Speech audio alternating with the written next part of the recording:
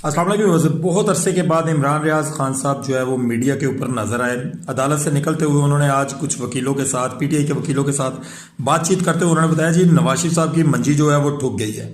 उन्होंने कहा जी आप लोग लास्ट जलसे में भी मौजूद थे और बाकी भी तमाम जलसों में मौजूद रहते हैं। मीडिया वालों से बातचीत करते हुए उन्होंने कहा चलते जा रहे थे और बातचीत करते जा रहे थे। कहते हैं जनाब आप लोगों ने पता कि नवाज शरीफ साहब ने जो है वो दोबारा से पुलिस को मुतहर्रिक कर दिया है कि छापे मारे जाएं, लोगों को गिरफ्तार किया जाए जो लोग नवाज शरीफ साहब को वोट नहीं देना चाहते और नवाज शरीफ साहब को हल्के के अंदर जब वो जाते हैं जलसे जुलूस के लिए तो वहाँ पे चोर चोर के नारे लगाते हैं। उन तमाम तर लोगों की निशानदेही करें और उनको गिरफ्तार करें।